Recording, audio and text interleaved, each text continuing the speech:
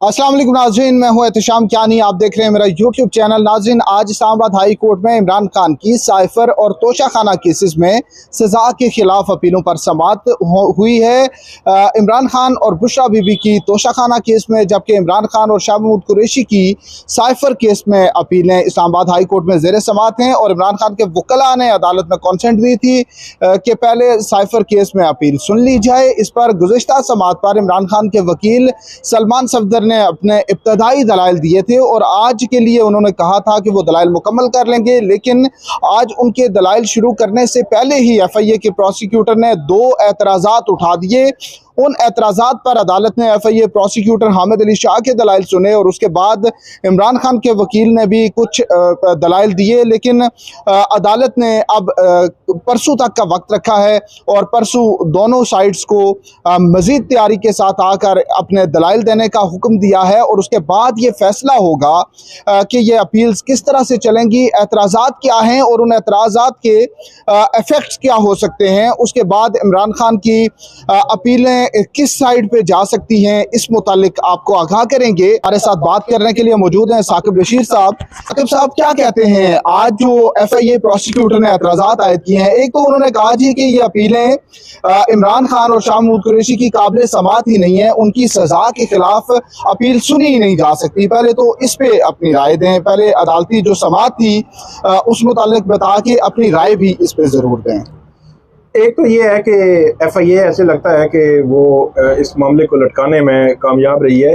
एक नई चीज़ जो है वो सामने लाए हैं जो बज़ाहिर इससे कबल नहीं लाई गई थी कि जिस दिन ये पहली दफ़ा नोटिस हुए, फिर उन्होंने टाइम मांगा, फिर तीसरी समाअत पे प्रोसिक्यूटर आए, बल्कि मेरे ख्याल में दूसरी या तीसरी समाअत पे भी नहीं आए थे, फिर वो प्रोसिक्यूटर आए, उन्होंने टाइम मांगा, फिर उन्होंने कहा कि तैयारी करनी है, फिर वो गए, फिर आर्गूमेंट शुरू हो गए।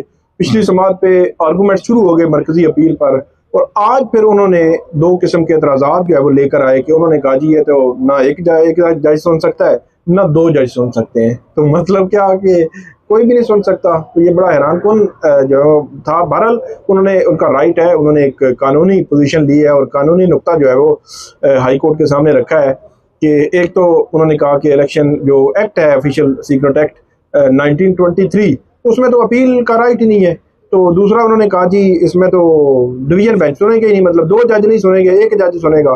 तो अगर मान भी लिया जाए कि अपील का राइट है, तो इसमें अब पॉइंट ये है कि इसमें दूसरी तरफ ने आर्गूमेंट्स तो देने हैं, मतलब जो सलमान सफदर है उन्होंने आर्गूमेंट्स तो देने हैं, लेकिन पॉइंट ये है कि इसमें जो देख गए हैं सिकंदर जुल्करनैन सलीम, वो कहते हैं फिर जो अगर आपने इस इन डेप्थ देखना है उसको, ऑफिशियल सीक्रेट एक्ट की लैंग्वेज को, तो वो तो फिर ये उसमें तो प्रोसिक्यूटर भी नहीं है कि FIA का जो स्पेशल प्रोसिक्यूटर का भी नहीं जिक्र, और इसके अलावा उन्होंने एक और पॉइंट उठाया कि FIR तो हो ही नहीं सकती, इसका तरीकाकार ही मुख्तलिफ है। ये वैसे पहले भी वो हाई कोर्ट में भी और सुप्रीम कोर्ट में जब केसेस थे तो उस वक्त भी ये पॉइंट उठाते रहे हैं कि ये FIR वाला जो मामला है कि FIR कैसे होगी।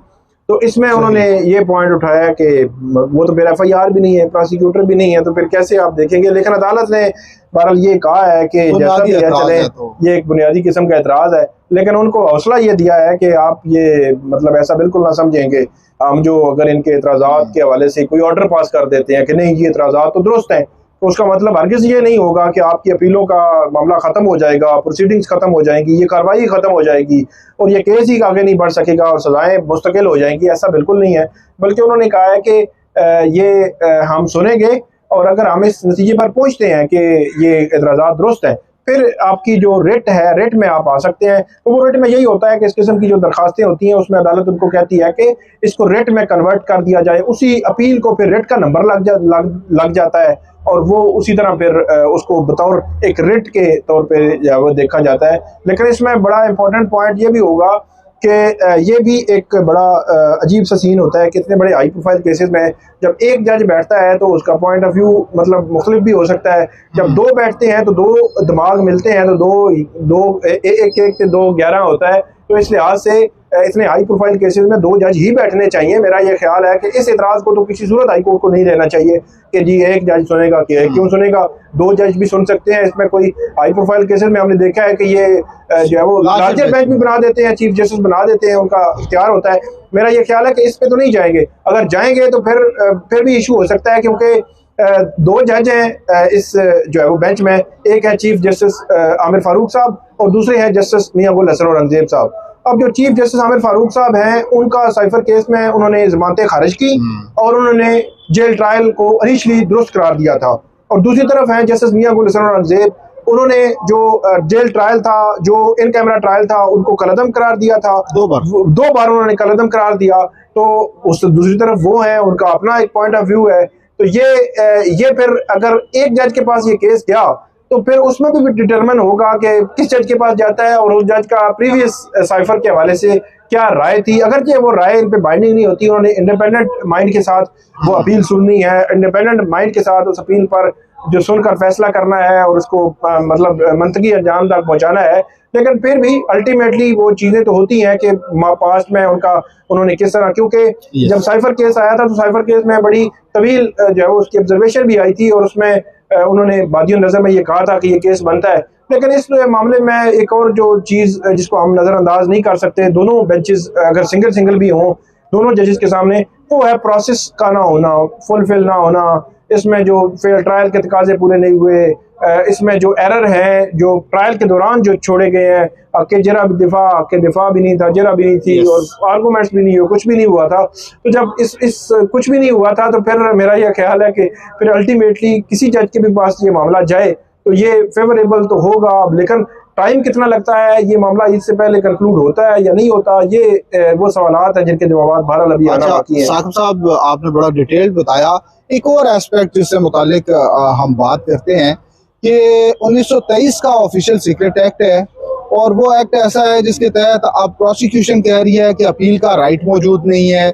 एक सेशन जज ने फैसला दिया है और वो फैसला प्रोसिक्यूशन चाहती है कि वो फाइनलिटी इख्तियार कर जाए और उस पे जो सुपीरियर जो कॉन्स्टिट्यूशनल कोर्ट्स बैठी हुई हैं एपलेट जुरिस्डिक्शन में, एक तो उसको देख ना सकें और दूसरा देखें कितना मुज़हका खेज है कि 1923 का एक कानून है और वो अभी तक चल रहा है। उसमें वक्त और हालात के बदलने के साथ कोई अमेंडमेंट नहीं की गई, कोई उसमें बेहतरी नहीं लाई गई और उसी कानून का इस्तेमाल करते हुए आज 101 साल बाद भी सजाएं उसी के तहत उसी तरह हो रही। जी, 1 सदी बाद भी उसी को लेकर उसी पे जो है मामला आगे चलाए जा रहे हैं। उसमें असल में यह है कि साइफर जैसा जो किसी भी एक्स प्राइम मिनिस्टर के खिलाफ ऑफिशियल सीक्रेट एक्ट का ये पहला केस है।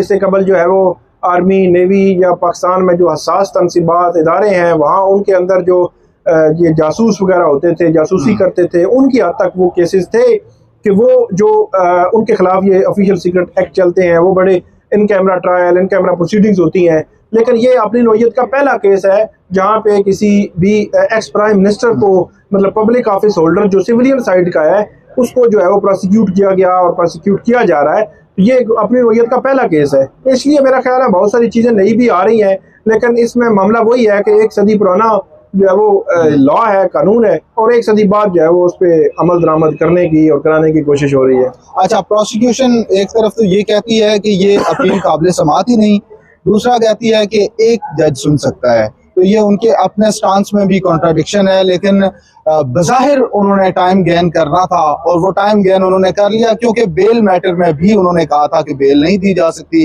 सुप्रीम कोर्ट ने उसी सेक्शन 497 के तहत बेल भी दे दी। तो ये डिलेइंग टैक्टिक्स हैं। नहीं, डिले वाला तो डेफिनेटली वो FIA जो है वो उन्होंने एक नई जो चीज़ सामने लाई है, वो डिले तो इससे होगा। अब वो है या नहीं है, मतलब ये इस बहस से भी अगर बाहर आए तो डिले तो होगा। मतलब वही आज अगर आर्गूमेंट्स होते तो इमरान खान के वकील है वो आर्गूमेंट शुरू कर देते और वो आर्गूमेंट्स कंक्लूड भी हो सकता है कर देते। तो कंक्लूड होते तो दूसरी तरफ से इनके आर्गूमेंट्स मांग लिए जाते परसों और उस पर मामला आगे बढ़ जाता। अभी भी मेरा ख्याल में कोई बहुत ज़्यादा निगरान नहीं होगा। ये बुध के रोज़ ये क्वेश्चन ऑफ लॉ डिसाइड हो जाएगा। अगर ये क्वेश्चन डिसाइड हो जाता है और एक्सेप्ट हो जाती है प्रोसिक्यूशन की बात, तो फिर आपको लगता है कि फौरी बाद ही नया बेंच आइंदा डेट भी रख लेगा?